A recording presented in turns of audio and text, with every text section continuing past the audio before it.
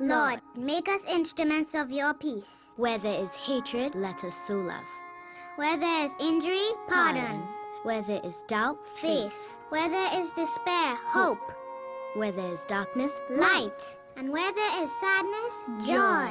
O Divine Master, grant that we may not so much seek to be consoled as to console, to be understood as to understand, to be loved as to love. For it is in giving that we receive, it is in pardoning that we are pardoned, and it is in dying that we are born to eternal life. Amen.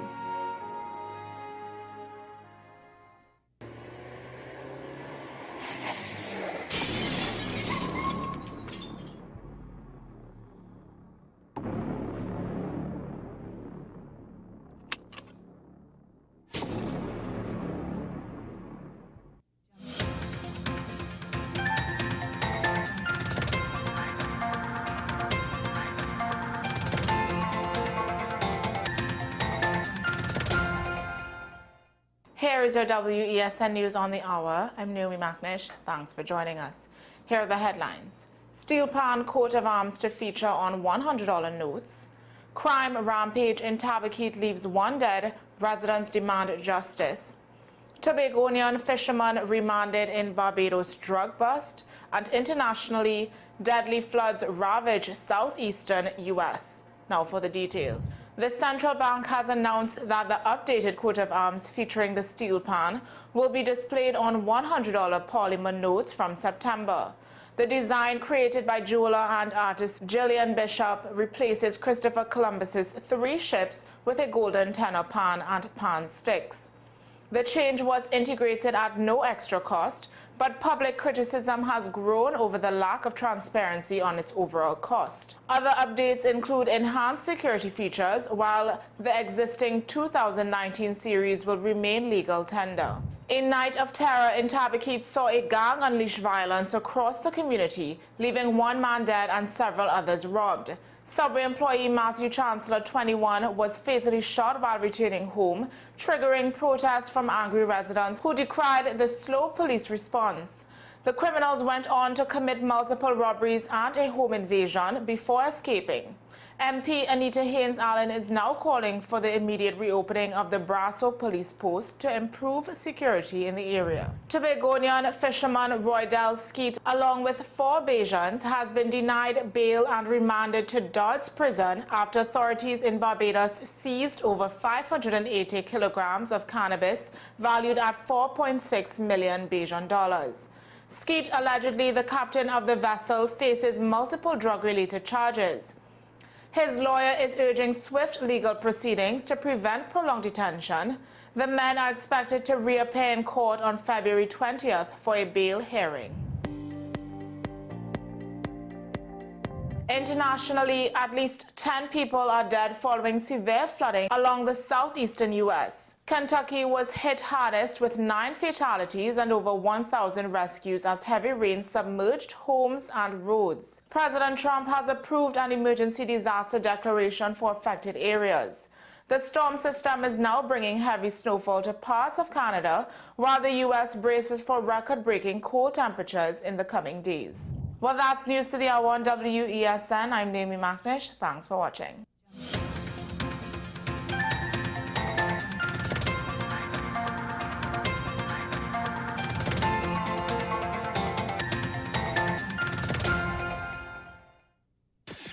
WESN.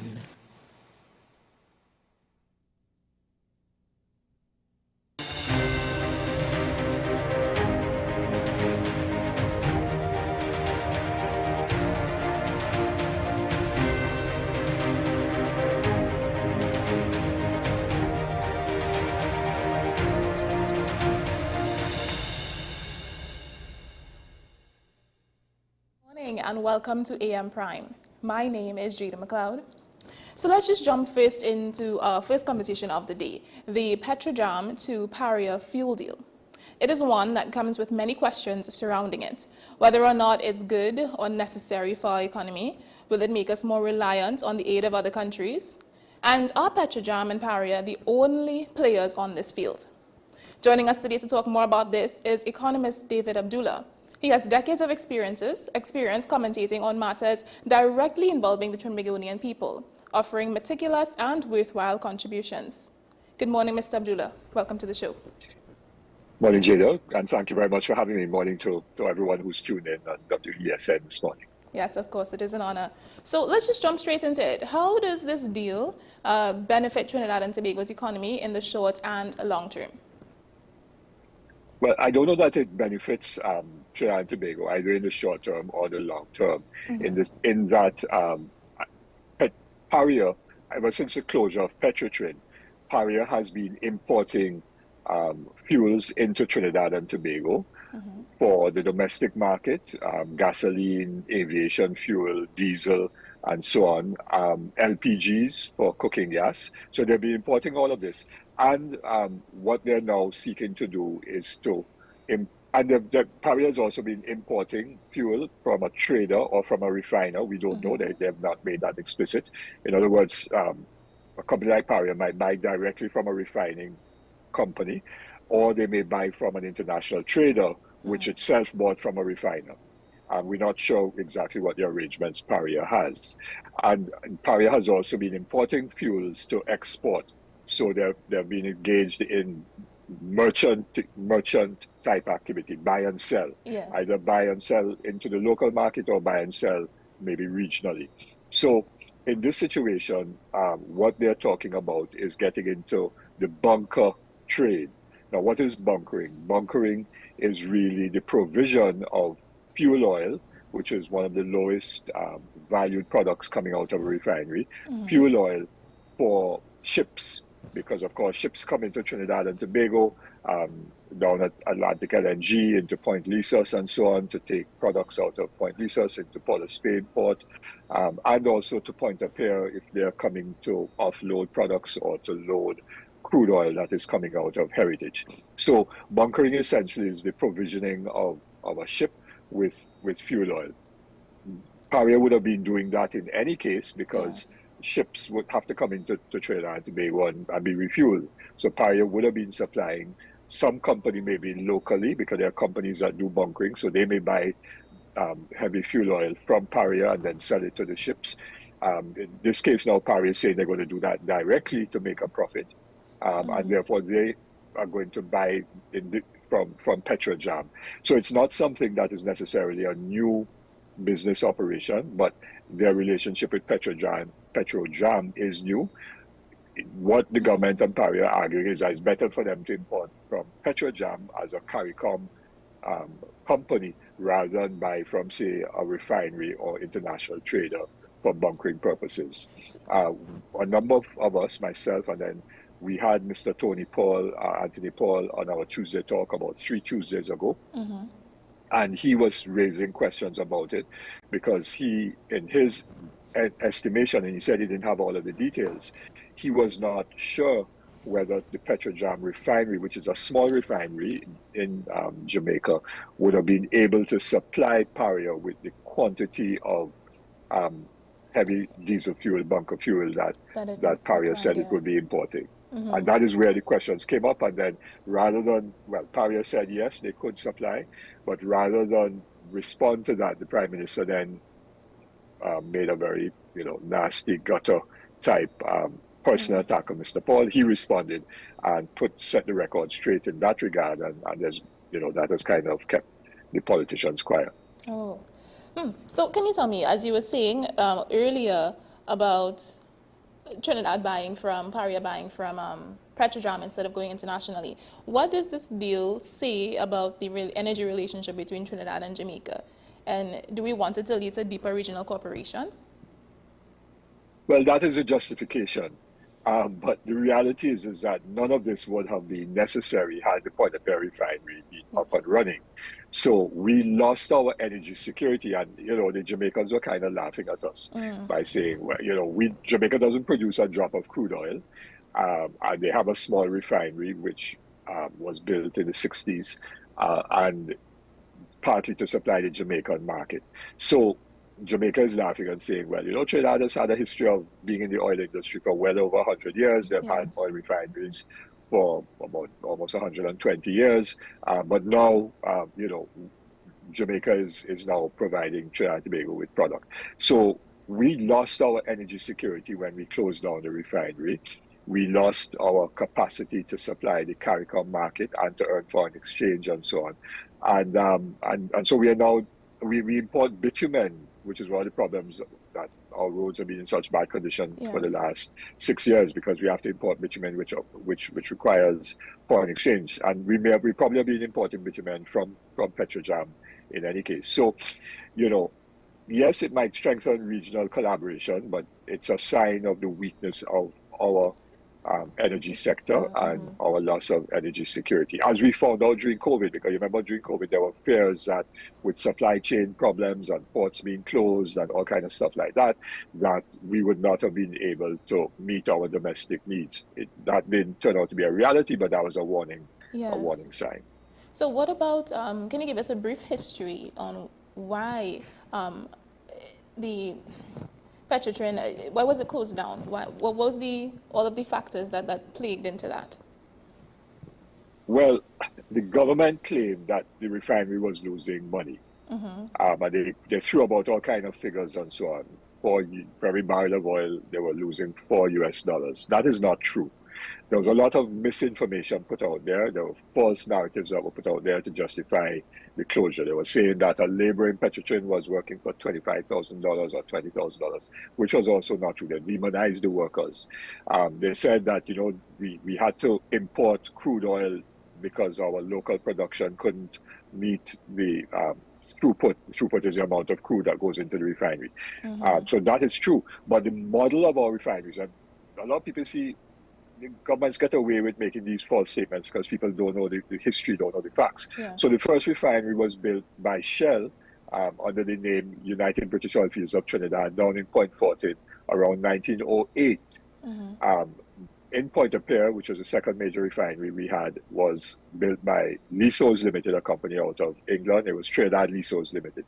Now, these refineries were always predicated on the basis of the importation of crude. We never produced in Trinidad and Tobago enough crude to run those two refineries. At the peak of refining in Trinidad, the Point Fortin refinery, which was then Shell in the mid-70s, had a throughput of about 100,000 barrels of oil per day, and the Point-a-Pierre refinery, run by Texaco at the time, had a throughput of 365,000 barrels of oil a day. Trinidad's oil production at the peak was about 240,000, 250,000 barrels of oil, the majority of which was actually produced offshore by Amoco, later on bought over by BP. So, not a drop of the Amoco oil, East Coast crude, was ever refined in Trinidad. So all of it was exported as crude oil. So our refineries were always were built and developed on the model of being what is known as an offshore oil refinery. In other words, crude was brought in, refined, and then the products were sold to external markets. I don't have time to go into a long explanation. Initially, we provided bunker fuel for the British Navy, which made the British Navy giving it an advantage over the Germans in the First World War, and convinced Winston Churchill, then Secretary of the Navy, to convert the British ships from being coal burning to oil burning. During the Second World War, we were key in providing aviation fuel to the British Air Force, and later on the American Air Force and so on, operating out of Britain, which was key in the Second World War. So we were always a strategic operator. As a refinery, but we always imported crude. So the importation of crude was not a problem. And when we looked at the figures, and I don't have them in front of me, but I have a sense of them. In 2018, just before the refinery was closed, the refinery was operating at a profit. And for every barrel of oil it was refining, was actually generating a profit of about $8 to $9 a barrel. When which was the difference between the cost of the crude and the value of the products. When you took out of that the cost of labor, the profit margin dropped down to about $4 or $5 a barrel. Where the company was in a difficult position, not all the time, because between 2008 and 2014, Petrotrin actually was one of the largest taxpayers in this country, contributing over 40 billion TT dollars in taxes during that period. Petrotrin never received a drop of taxpayers' money, not a cent of taxpayers' money went to Petrotrin. But between about 2016 and 2018, Petrotrin ran into difficulty to be able to pay its debt because it had incurred large debts, and therefore it was not paying taxes for a couple of years, and owed the government taxes. On the other hand, the government owed Petrotrin money for the subsidy, the gasoline subsidy that persons who bought gasoline at the pump were enjoying. Yes. And when you netted off one and the other, Petrotrin actually owed a certain amount in taxes. But they had a projection, the company had a projection that they could come out of that difficulty. There was an agreement with the union in April of 2018 for restructuring, which would have seen a reduction in the labor force, and therefore Petrotrin's profitability would have been improved even further. The company in up to September 2018, beginning of August 2018, had hired a new American vice president for refining and marketing. They just hired an American to be in charge of exploration and production. So the company was engaged in restructuring.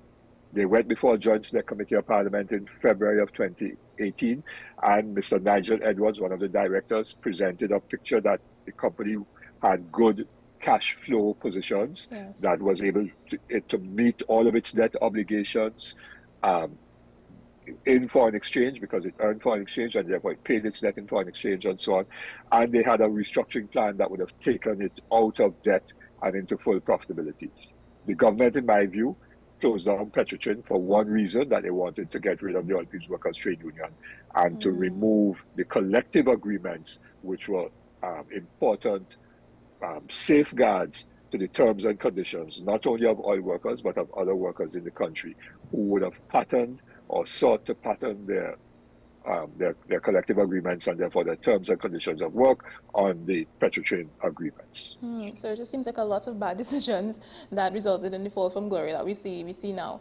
I actually want to put a pin in this conversation, and I want to cut to commercial for a little bit, and then we will come back and we will continue to have the rest of the conversation. Thank you, Mr. Abdullah. Thanks.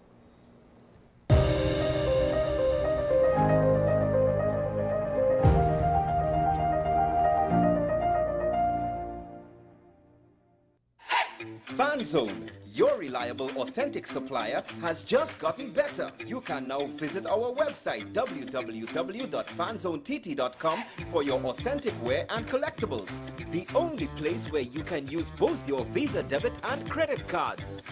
Visit our website fanzonett.com to make your purchase today. My name is Dr. Stephen Carroll, the CEO at Community Hospital of Seventh-day Adventist, and we are committed to making good private health care affordable.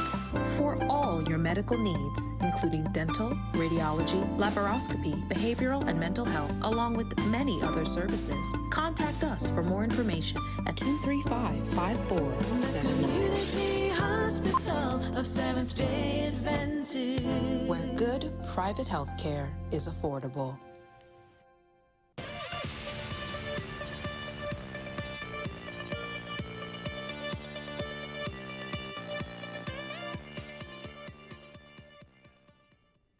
Pastor J, I want to get a tattoo. You really want to me. Respond to me how you would respond to me. The first question I'll ask is why?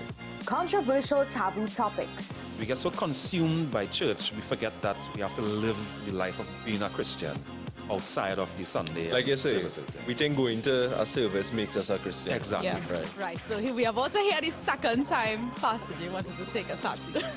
Would have been late last year and early this year. Oh gosh. Hope Unfiltered podcast with Pastor J and Ren.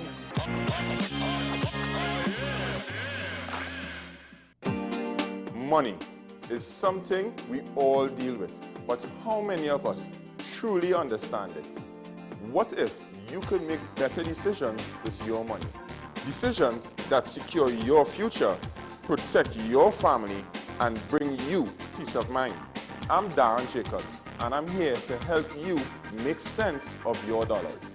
Welcome to Dollars and Cents, the show that breaks down the financial world in ways that matter to you. No jargon, no confusion, just real conversations about money, your money. So join me every Wednesday at 10 a.m. on WESN for Dollars and Cents.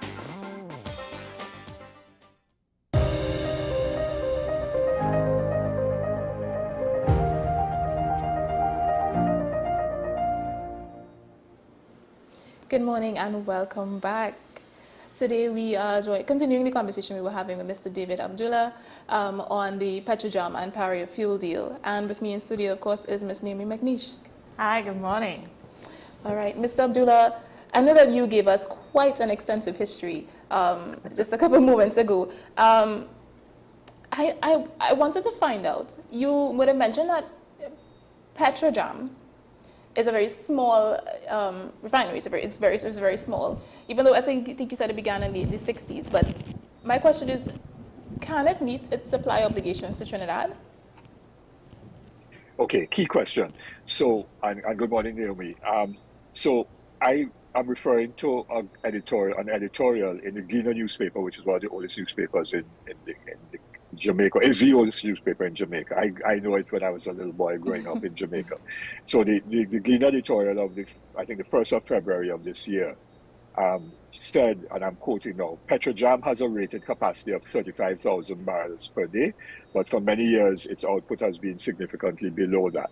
Now, I haven't had time, I didn't actually go back and try to look at Petrojam and see what its refinery throughput is now. The Point of Pearl refinery, when it was closed down, had a capacity of about 175,000 barrels a day, but it was running at about 135 to 140,000 barrels, because oftentimes you may have a rated capacity, but the refinery may not be actually doing as much as the capacity is rated at. Yeah. Mm-hmm. So if you discount 35,000 barrels, maybe it is running at 30,000, 28 to 30,000 barrels of oil a day. Now, the majority of Petrojam's output is heavy products. So about 50% of that is probably fuel oil, diesel, and so on, the lower valued products. In the case of the Point of Pearl refinery, after several upgrades, they had gotten it down to about 30 to 35% of those heavier products like diesel and bunker fuel and so on. Mm-hmm. So if at 28,000 barrels, it's half of that, 14,000 barrels is fuel oils. Jamaica would require a certain amount of that, diesel and for its own domestic market, for both electricity generation as well as for transportation fuels. I'm not sure what the domestic demand is. Mr. Tony Paul estimated it at about over 9,000 barrels a day, and therefore the refinery out of Jamaica would not have a lot of product, if any, left over to supply the Trinidad market. And those are the questions that we were asking, and that is what now requires both Petrojam and Paria to state precisely what is the output of the refinery, how much of that output is going to go to Trinidad. Now, it may be, we don't know, that what Petrojam is doing is out of its refinery, selling to Trinidad and Tobago, to Paria, and then importing to meet the Jamaican market.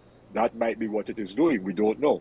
And that is why we said that, Mr. Paul said that he's of the view that he thinks that there is a third party involved in the arrangement, and which is why we want to get some facts, some transparent facts about not only this arrangement, but also, well, Petrojam will also have to provide information from its end as well.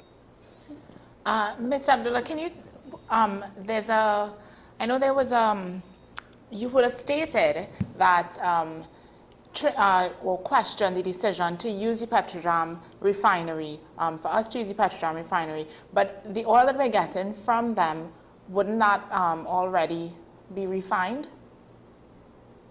Yeah, the products that are getting are refined products, but from what the Paria is doing, they're buying what is known as very low sulfur diesel, which, again, we don't know what is the quantity of very low sulfur diesel that the Petrojam refinery produces on a daily basis, but Paria is buying that to sell to the ships as bunker fuel for the ships as they come into ports in Trinidad to be refueled. So that is what the business Paria is engaged in, yes. So Paria essentially is buying product from Petrojam.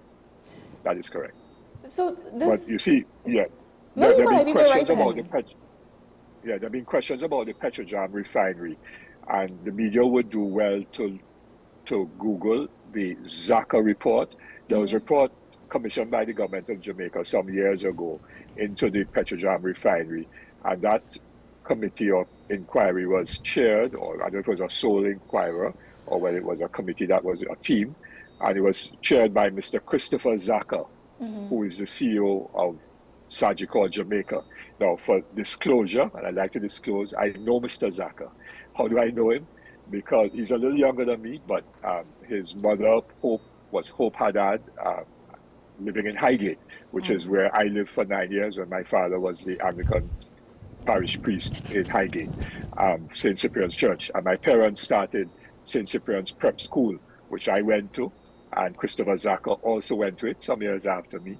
And his father, Edward Zaka, who then later became Chief Justice of Jamaica, was living in Highgate with his mother, Hope Haddad. So I know the Zaka family. I was a little boy, but I mean, I know them.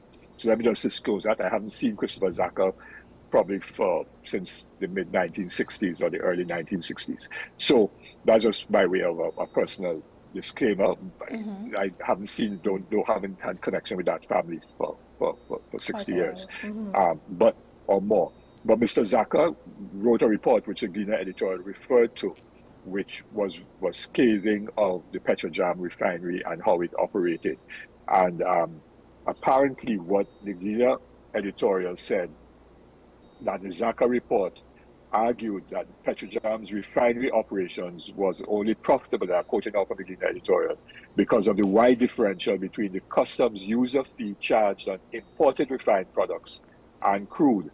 So it would seem as if Petrojam was actually importing products and selling those products and making a profit on that basis, and so on. So I think we need to do some of that kind of investigative reporting by the media here in Trinidad and Tobago. The government, well, we know Petrojam is a smaller refinery, and the government would have suggested that they would have a simpler operation. But then you argue that it being a smaller refinery is not necessarily the best way, or it's not necessarily going to be easier to run. Can you elaborate a little bit on that? Yeah, I mean, whether you have a large refinery or a small refinery, the issue really is about your capacity to operate it, yes? So once you have the technical skills, remember we've been in the refinery business for over 100 years. Yes. And so we do have the technical capacity to maintain a refinery, to run a refinery and so on. We also, because we had a model of importing crude, refining it and then marketing the product, some domestically, because in 2018, at 135, 140,000 barrels of oil a day crude going in, 28 to 30,000 barrels of product was sold into the Trinidad and Tobago market: gasoline, diesel fuel, aviation fuel, LPGs, and so on. And then another 30,000 barrels or thereabouts would have been exported to CARICOM markets, and then some outside of CARICOM, and then some internationally. So they had that kind of operation going. So it doesn't necessarily make it more efficient, because that is what simpler doesn't, to me, simple is not the question, right? It is a matter of efficiency of a refinery, and according to the Gleaner editorial, the Zaka report said that the refinery only made a profit because of this issue of the customs user fee. I'm not clear of all those details, but the Zaka report may have gone into that in some detail. I'm just quoting what the Gleaner editorial said a few weeks ago. So it is a matter of efficiency. The Petrotrin refinery had become efficient, or more and more efficient over time. The problem with it was the debt that was hanging over the heads. But that debt didn't disappear when the refinery was shut down. That debt still exists. Exactly. And is being paid now by Heritage. It's being paid by Heritage, yes? And not once after the debt was incurred by Petrotrin did Petrotrin default on the debt. And what should have happened is that Petrotrin should have restructured the debt by taking advantage of lower interest rates, because the initial debt, those bonds were borrowed at very high interest rates, 9.75% on one case, 7-8% on another case. And they could have restructured the debt, get the interest rates lower, and therefore, which they eventually did, right? But but they could have done that earlier. And that would have enabled the company to have more cash flow because they had less interest payments to pay. Interestingly, during COVID, all the companies that had refineries made a humongous windfall profit because the differential between crude price and refinery prices was huge. Remember at one time the price of crude fell to below, it was a minus price, it was kind of crazy. Yes. So the price of crude fell dramatically, but the price of products didn't fall correspondingly, it didn't go down to zero, right? So the differential between the selling price of your product and the purchase price of crude became very large, which is what is known as your refinery margin. And so refiners for a period of about a year or a year and a half were making profits that were tremendously high, unforeseen profits. Had we had the Petrotrin refinery during that period, Petrotrin would have also made a humongous windfall profit, and probably was so large that it could have probably cleared off its entire debt or most of it in an 18 months, 2-year period. So speaking and so about we'd that, have had sorry to cut you. Refinery, yes. Sorry. But did the gas to liquids plant contribute to the debt by chance? Oh yes, it was one of those plants that Petrotrin borrowed a huge amount of money for. I don't remember the exact amount off the top of my head, but they borrowed a huge amount of money, and of course that plant never operated. So that was one of the huge mistakes made by the Malcolm Jones board when Mr. Manning was Prime Minister. That was one of the plants that never operated. There was a second one for which a large amount of money was borrowed, which was the ultra-low sulfur diesel. Remember I mentioned that Paria is buying from Petrojam very low. Mm-hmm. Well, there's an ultra-low sulfur diesel product, and Petrotrin built an ultra-low sulfur diesel plant that never once operated because there were questions about the structural integrity of the plant and whether it could withstand an earthquake. And so it was never started up. And so money was borrowed, but no product came out of it yes. to enable Petrotrin to get revenue and a better cash flow. The other thing is that several of the other upgraded plants which were completed and were operating took longer than planned, and therefore and went over budget, and therefore that also contributed to Petrotrin's weaker cash flow for a period of time. But once those plants got up and running, the refinery was far more efficient. So that is what the money was borrowed for what was known as the refinery upgrade project. Yes. So I want to touch more on what this entire thing means for Trinidad. Shadow Minister for Energy, Mr. David Lee, has said that us depending on Jamaica for refining our oil is a tragedy in itself, and I'm inclined to agree with him. He is quoted saying the government should be ashamed of what is happening right now. So do you have any commentary on what he is saying? Well, we said that long before David Lee said it. So this David Abdullah was way in front of David Lee. In fact, in 2018, the very day that it was announced that the company would be shut down, I was on one television station. The next morning, I was on 2 television stations. I was on radio and so on. I spoke at public forums with Mr. Espinay, one at Cipriani Labour College, one at UE, organized by different bodies. So I've been saying this repeatedly over a very long period of time. I gave evidence before in the industrial court on challenging Vishnu Dampal, who said that the country would have been downgraded by the ratings agencies. Remember, that was another argument by the government. Moody's and Standard & Poor's had downgraded us, and therefore our sovereign debt, we'd have had to pay more interest, and we'd have had problems of accessing credit, and so on and so on and so on. Remember all of that old talk? Mm-hmm. I went and gave evidence and showed all of the statements by Moody's and Standard & Poor's and Fitch, all the 3 ratings agencies used by the government, and not one of them at any point in time prior to August 2018 threatened with Trinidad and Tobago with a downgrade because of Petrotrin. So, so I went and gave evidence, which I was cross-examined by Reginald Moore, who was on behalf of the company, and by Mr. Simangal Sinas Jairam on behalf of the Attorney General, and they couldn't shake my arguments. So my evidence stood. So I've been speaking about this issue long before David Lee. Let's talk about the transparency, right? So with regard to transparency, what level of disclosure do you think we should get from the government about this deal that could kind of reassure everyone, including the public? Right. So what we essentially need to know, I mean, obviously engaged in bunkering is a profitable activity. Yes. That the union, from when I was there, since when I was education officer and then general secretary, the union always put forward to Petrotrin at the time that it, as Petrotrin, should engage in bunkering. For some reason, the other Petrotrin never did that, although some senior managers of Petrotrin, when they retired, then went into private business as to do bunkering. Yeah. Yes. So bunkering is profitable. We're not challenging that. The question really is about, and given that there's no refinery operating now, you have to get to engage in bunkering, you have to get bunker fuel from somewhere. So getting it from Petrojam may be better than getting it from an international trader or from a refiner out of the United States or wherever. So we're not questioning that. What the questions simply were, well, first of all, that we shouldn't be in this position because our refinery should be up and running. So we shouldn't be in this position. But secondly, what we wanted clarity from is exactly what is the output of Petrojam. What is the product slate coming out of the refinery in Kingston? And based on that product slate, how much of that is going into the Jamaican market? And therefore, how much is left over to supply Paria?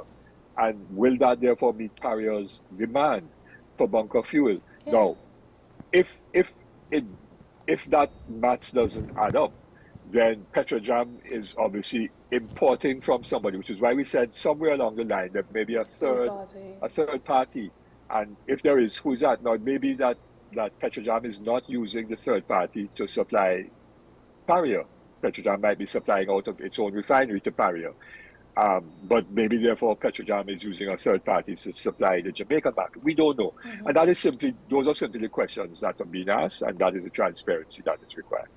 So we're signing a 6-month contract for very low sulfur fuel oil from Petrojam. What happens after that 6 months? It may seem like a very elementary question, but what happens after that, after the 6 months? Well, first of all, Paria would have to make sure it has a market for that product to supply bunker fuels. So they would have to show that they have contracts with shipping agents or with the shipping lines that come into Trinidad to supply the bunker fuel, yes? So once you have the contracts to supply the bunker fuel and they're buying it from Petrojam or whoever at X dollars and they're selling it at Y dollars per barrel and Y is greater than X, they make a profit, then that is what we need to know. And if they're making a profit, then they will renew the contract with Petrojam and so on. Going forward, and they will continue to make a profit. When the refinery hopefully is back up and running, Paria will be buying bunker fuel out of the refinery at Pointe-a-Pierre and not out of Petrojam. All right. Is there any way that this deal could be at a loss of Paria? Because when you were saying that Jamaica or Petrojam could only release about, say, 28,000 barrels of fuel a day.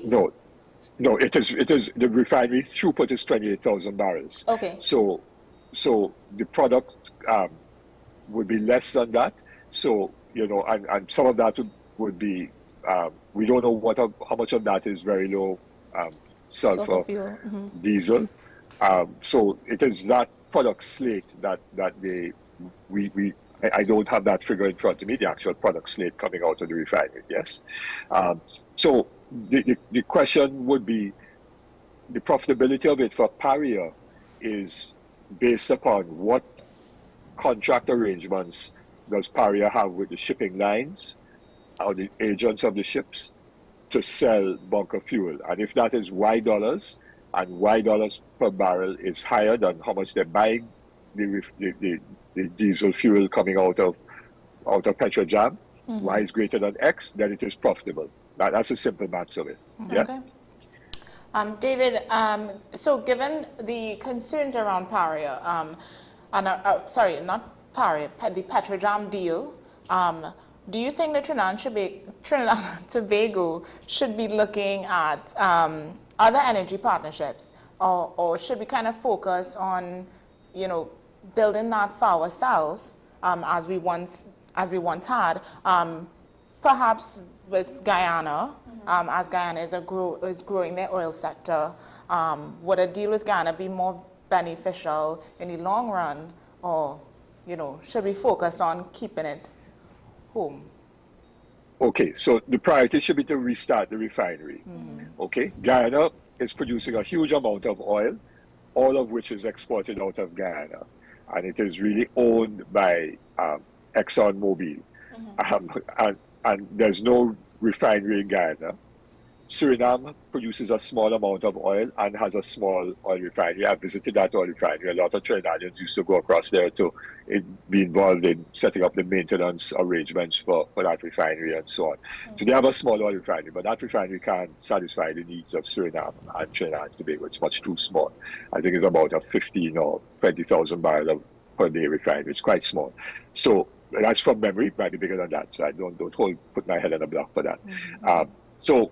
Our priority, to satisfy our domestic market of gasoline, aviation fuel, and so on, we have to now import product. So Paria has to import. Paria does not say exactly who they import from. As I said at the beginning, they either import from refineries, other refineries in the United States or somewhere else, or they buy from an international trader. Which means, because there are companies that engage in trading, they buy crude and they sell crude to a refiner, or they buy product and they sell to an importer, which is what Paria is, yes?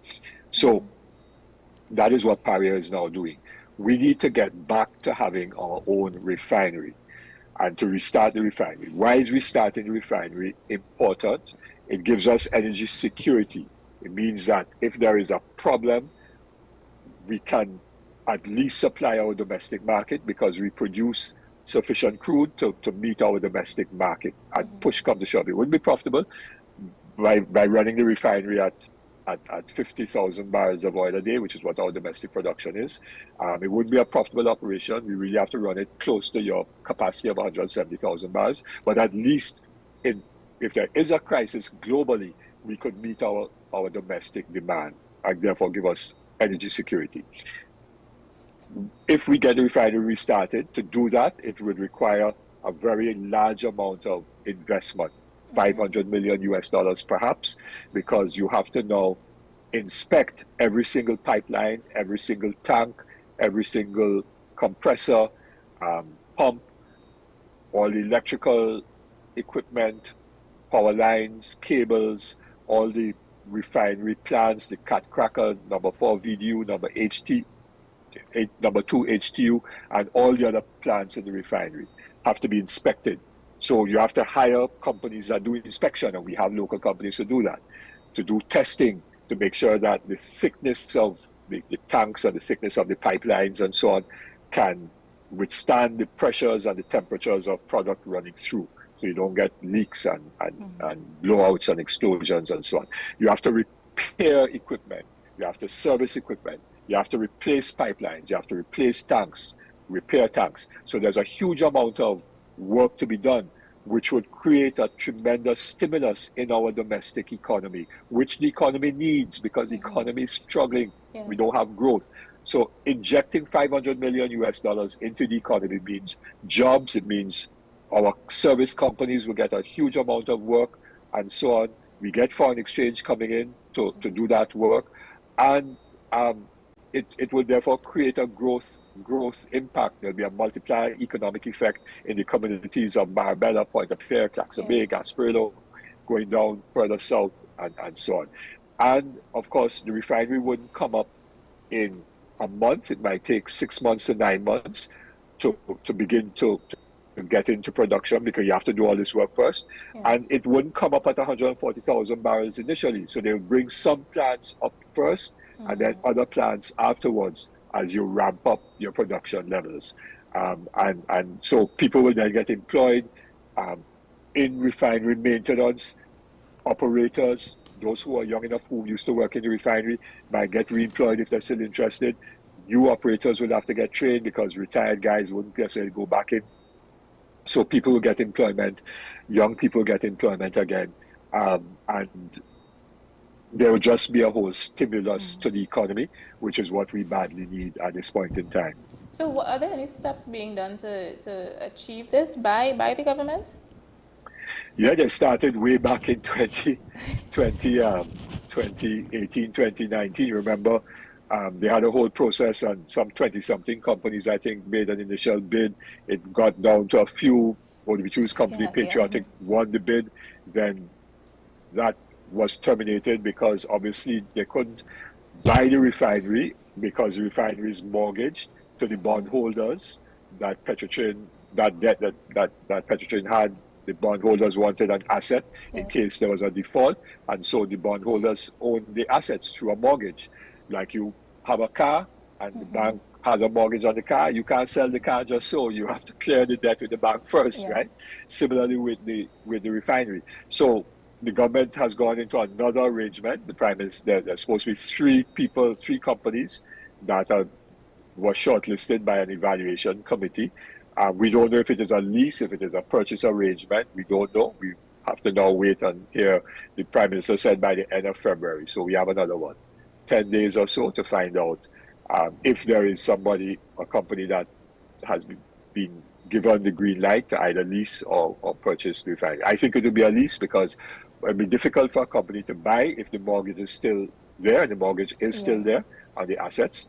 And secondly, for a company to find the money to buy and to find the money to refurbish the refinery is a huge amount, and therefore it's probably more beneficial to the company that is seeking to get to start up the refinery to lease it.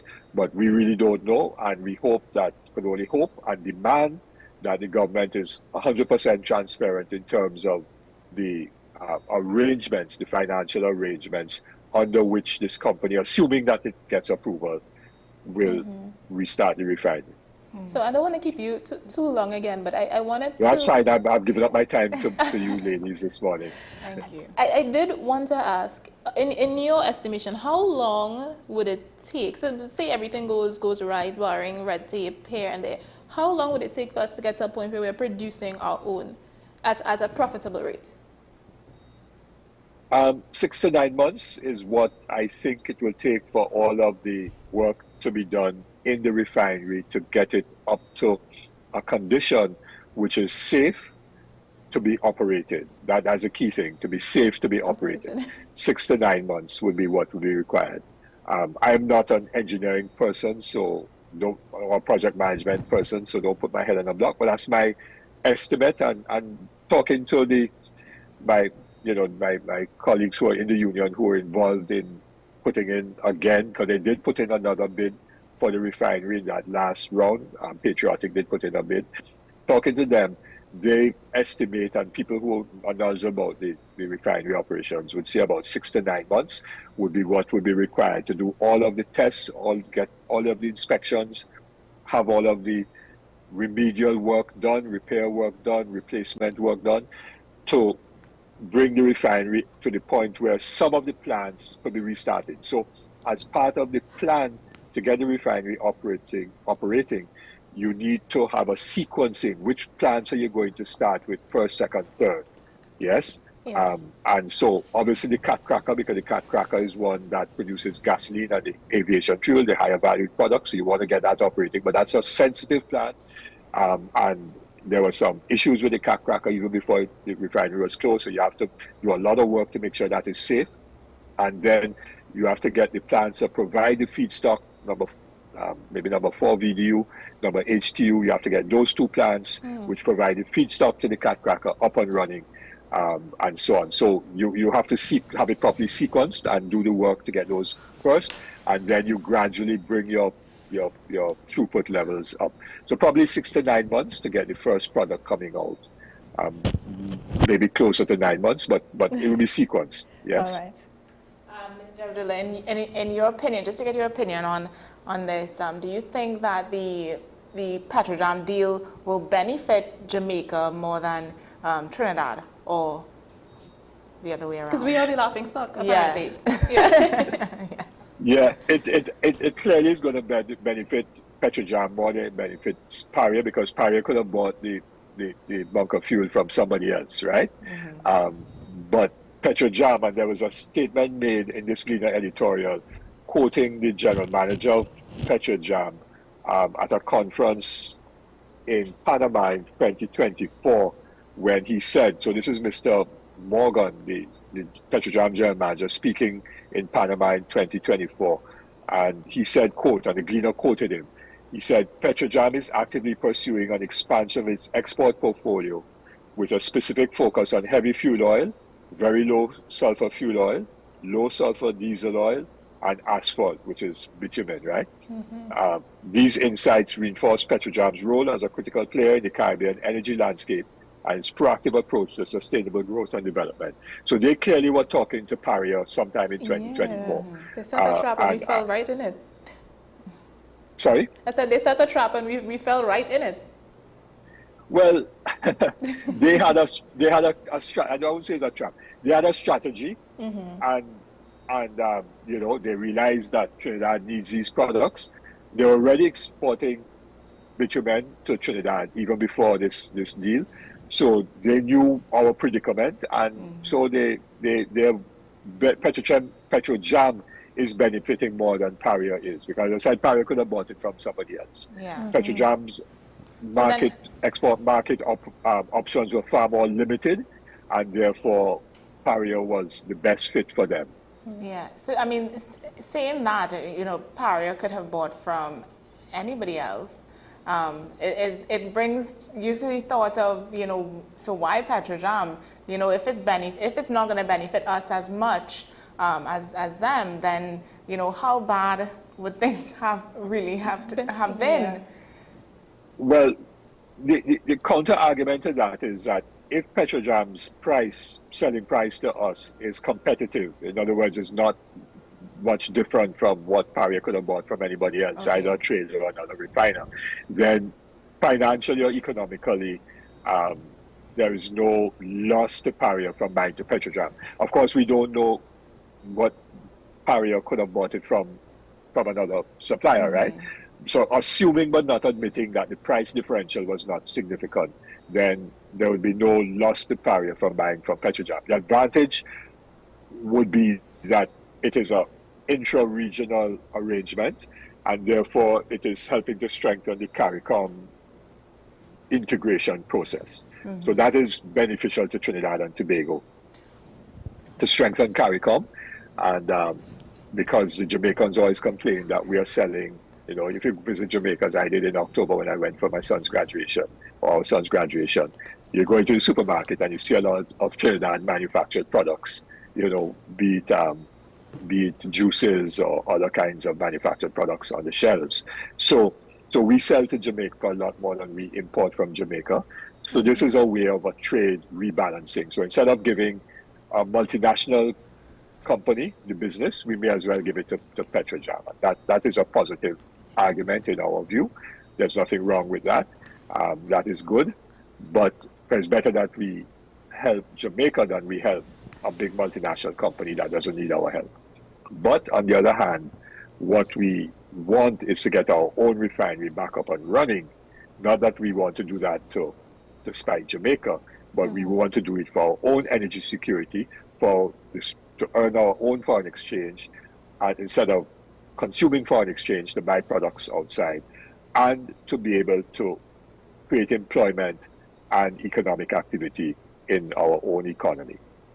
All right. So outside of bunkering, are there any other, and forgive how I say this, but fuel practices that are highly profitable to earn us foreign exchange? I can't say off the top of my head. Paria is importing fuel to sell back again to CARICOM markets. Because remember, CARICOM was being supplied significantly by Petrotrin, especially after the Petrocaribe arrangement went into difficulty. Now, prior to President Chavez out of Venezuela starting Petrocaribe, where he was selling to CARICOM countries were part of Petrocaribe at market price, but they didn't have to pay the market price. They paid at a discounted price, which was converted into a soft loan, which was to be repaid over a long period of time and could have been repaid in kind with products coming out of the CARICOM country into Venezuela or in cash and so on. That was Petrocaribe. And so a lot of the Caribbean countries, CARICOM countries, purchase products out of Venezuela under Petrocaribe instead of purchasing from Petrotrin, which they had done before. And Trinidad and Tobago actually had established a CARICOM energy fund, which was funded purely by Trinidad and Tobago when we had the resources, which enabled the CARICOM countries to access that money to help them to buy the products out of Petrotrin, right? But when Petrocaribe went into difficulty, Petrotrin would have been supplying the CARICOM market almost exclusively. So whether Paria is supplying that CARICOM market, we don't know. How much, but Paria doesn't disclose how much product they import and how much product they then resell, and what is the profit that they're making from buying and selling. We don't know what that figure is, and Paria ought to be able to tell us, just like Petrotrin would have said, we are selling 30,000 barrels to CARICOM. How much is Paria selling to CARICOM? How much is Paria selling outside of CARICOM? Yes. How much are they getting for those price, and how much are they buying products? What is the price they're buying that product at, and how much are they selling to CARICOM or wherever, and therefore how are they making profit? That information is not known, yes. And I think we ought to know that. So it's essentially the Petrojam to Paria fuel deal. It's something to kind of hold us off until we can get our business up and going ourselves. So it's just like a short-term fix for right now.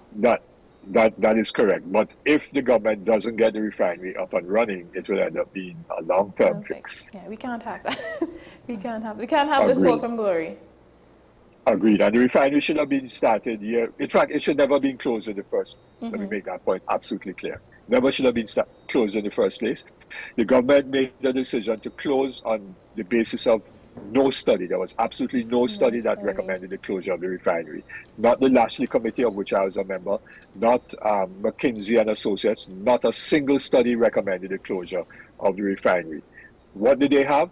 They had 3 PowerPoint slides produced by a company called McKinsey and Associates, which is a company that does project management investigations of companies and so on, management studies. Yes. 3 PowerPoint slides is what they use. McKinsey, if you Google it, is one of the companies that has been charged for bribery in many jurisdictions in the world. And very recently, Donald Trump signed an executive order to stop the investigation of companies that are engaged in bribery overseas. It was up on my timeline recently from New York Times and CNN.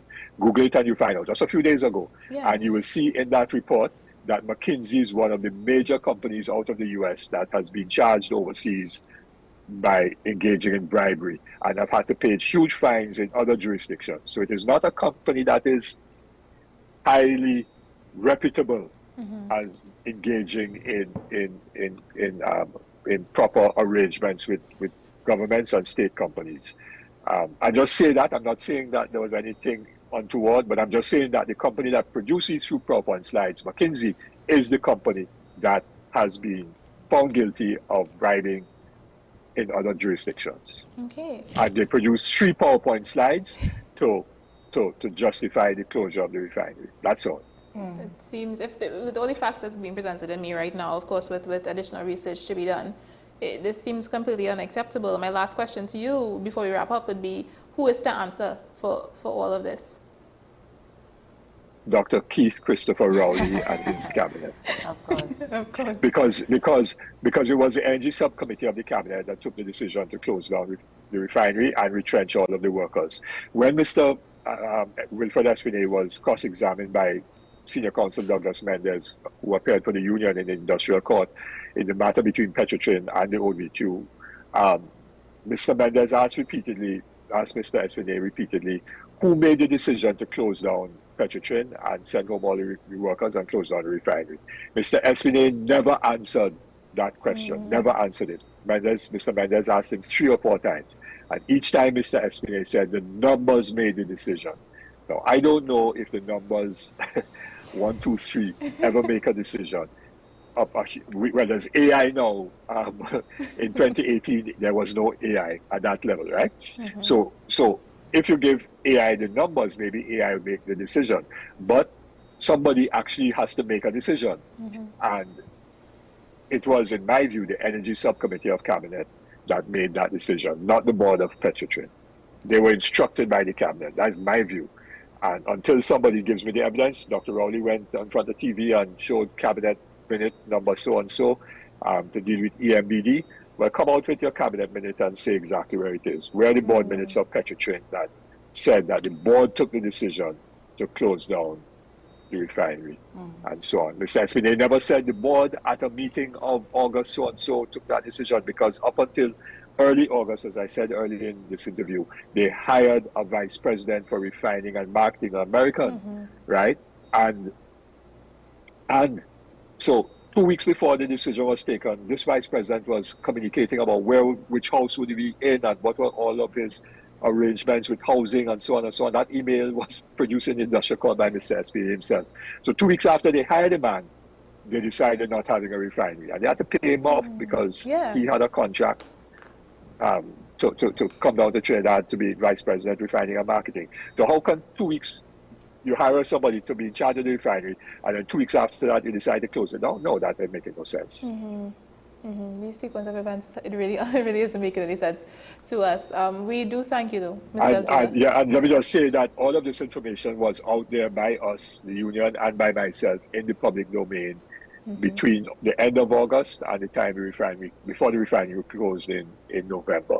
But the media and the country ran more with the government's narrative than with our narrative. But we put out that information, and the ODB2 put out a major document, which I contributed to, which was an alternative approach, and we exposed all of the misleading information and the falsehoods that the government had put forward at that time.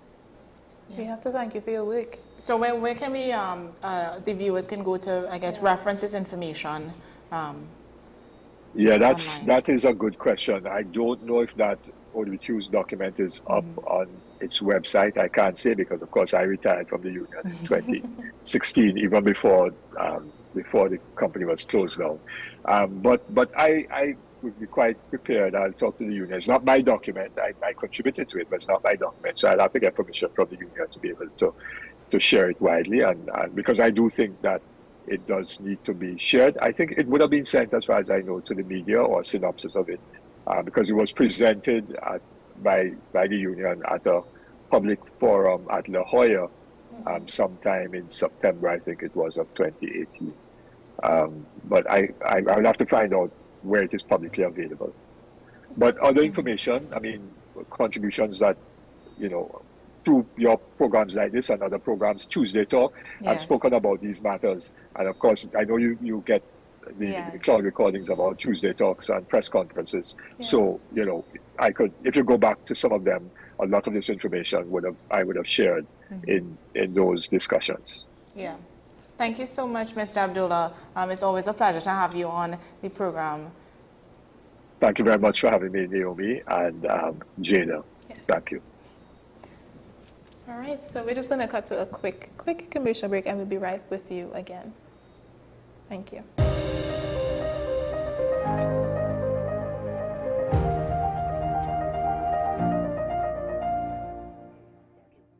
This is 10 Questions. I'm Andy Johnson. The distance from where we should be in the world in going forward on our commitments with climate change.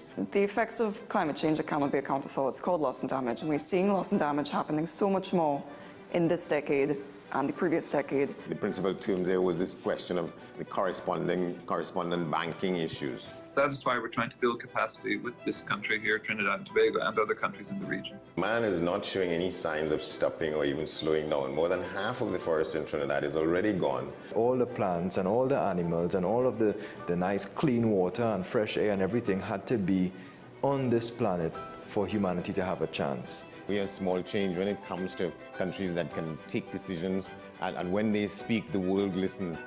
The General Assembly is a very democratic forum. I mean, and Trinidad and Tobago has the same vote as Canada, in spite of the obvious difference in size.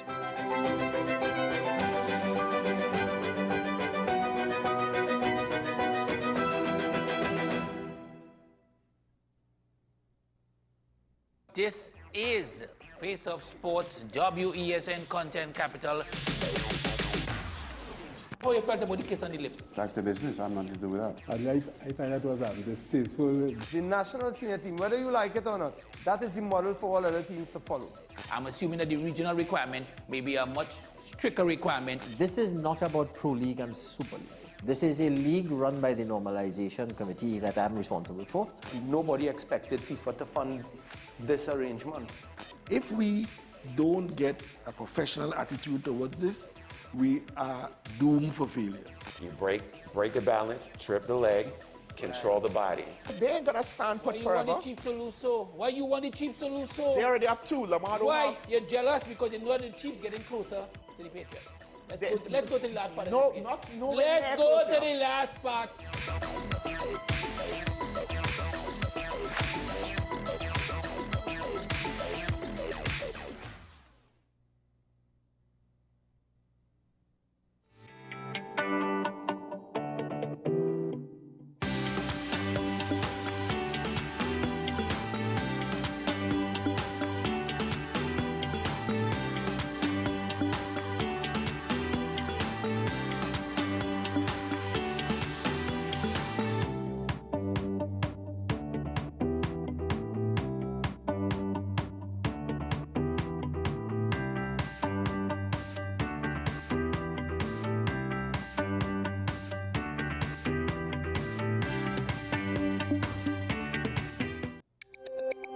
Every word, every line, every paragraph depicts a real moment in someone's life. A father, a sister, a mother, a brother. We at Newsday are dedicated to you, the people, and through independent, unwavering journalism, strive to always bring your stories to life. Because your stories are more than just words. Newsday, independent and credible.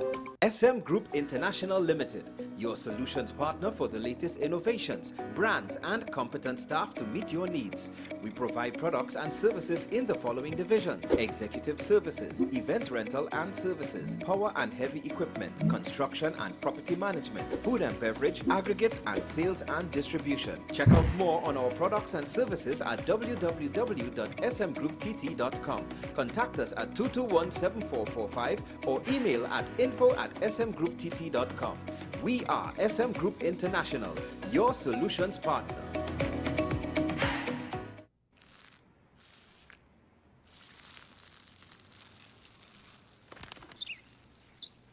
Maybe he landed here totally by coincidence.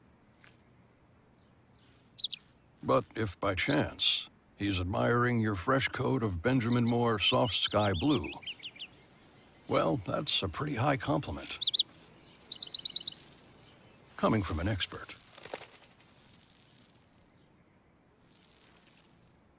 Transform your home with PCU Plus. From stylish furniture to the latest appliances, we have everything you need to create your perfect space. At PCU Plus, we offer fair prices and affordable financing options that are cheaper than hire purchase agreements. With convenient locations in San Fernando, Tobago, Arima, and our lifestyle showroom in Barataria, you're never far from the best deals. Visit PCU Plus today and discover why we're the top choice for quality furniture and appliances. PCU Plus. Quality you trust, prices you'll love.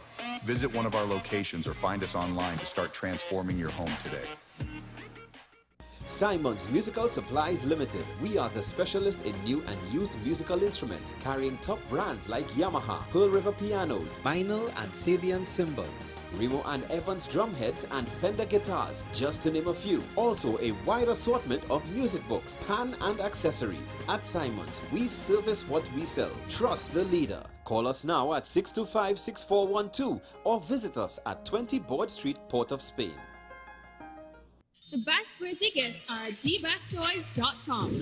Shop for the best brands you love at the best prices. Like VTech, Leapfrog, Fisher-Price, Play-Doh, Hot Wheels, Barbie, Cocomelon, LOL, Baby Alive, Crayola. Visit us in-store at Forces Flagship MacBean. Shop online now at dbesttoys.com. Order via call or WhatsApp at 32DBEST to order. And remember, we have the best toys at the best prices.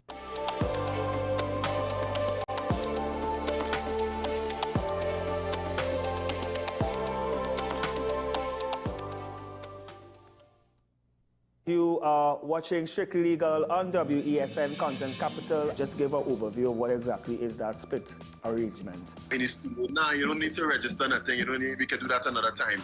But then it becomes a hit, and then everybody starts to want to claim.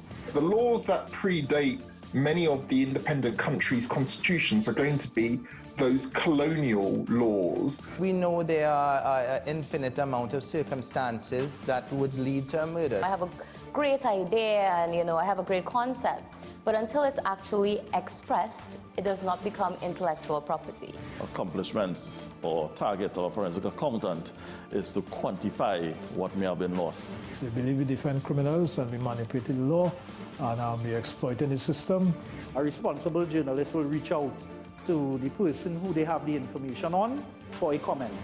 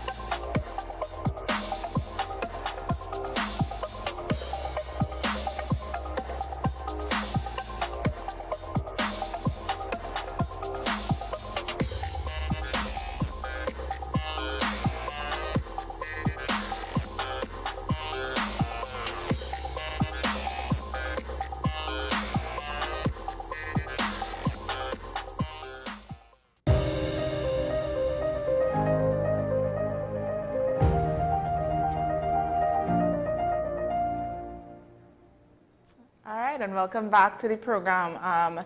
So Sunday was Panorama's semifinals. Woo. Yeah, I don't know who. God. No. So we're gonna take a quick look at some highlights from the semifinals and just hear some Pam this morning. Yes, we really do hope that you enjoy.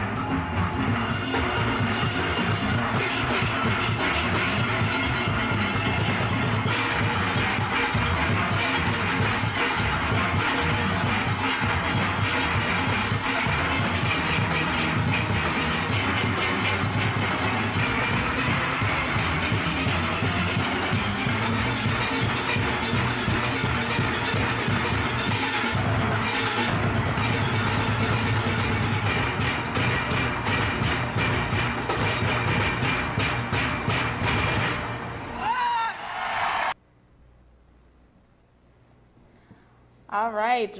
I love pan music, so that was an incredible performance from Republic Bank Exodus. They would have taken the first spot, I believe, in the semifinals. In the large conventional bands category, Republic Bank Exodus maintained its dominance from the preliminaries, securing the top spot with 277 points for its performance of Two Own Way. And as we can see, that performance was definitely worth the top spot. Phenomenal. Yeah. And right behind them is BP Renegades Steel Orchestra. They came in second with 276 points, delivering an energetic rendition of Bet Me by Marshall Montano. So we're going to take a quick look at that performance from BP Renegades.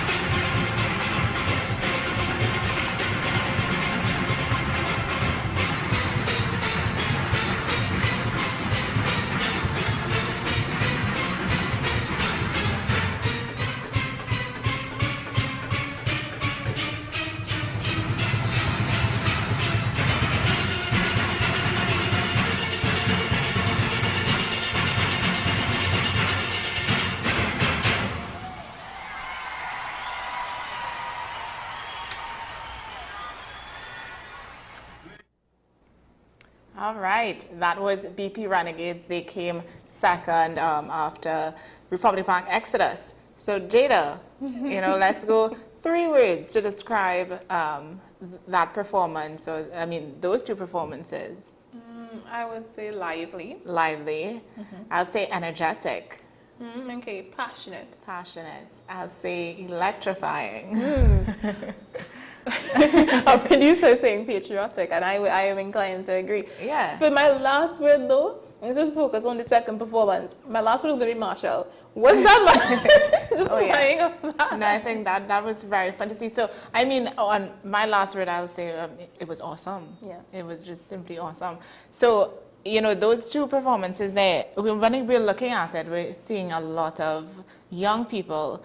You're seeing older people with a beautiful mix of all ages. It just goes to show that our culture is so vast and it spreads so wide that, and everyone looks so happy, a smile on their face. This is our instrument. And it's very heartwarming to see and witness, and I really love how much passion goes into, persons who play pan. They are always so passionate when they play. And I think this is why Panorama is such a big thing, and it will never die. It will never die. It will always have the older generation, the younger generation coming together in this culture, and that's the beauty in it. I would say it's not just the passion, but like the skill that it takes, especially when you see those panists where they have like 6 or 8 different drums around them, and they're doing like the thing here, and you're turning back here, and it's all in quick succession. And it's not just knocking a drum; it makes a sound. It makes music. Sound. Yeah. In my head, my ego is telling me that I can do that, but my rhythm is telling me something completely different. Yeah, so we just want to congratulate all the bands that made it through to the finals. The finals for the large band would be on March 1st at the Queen's Park Savannah. That would be the large band. And then the medium conventional bands would be on February 23rd at the Dwight York Stadium, Tobago. So we wish all the bands competing in the finals the best, and that's it for AM Prime this morning. Yeah. Thanks for staying with us, thanks for joining us, and we'll see you again tomorrow.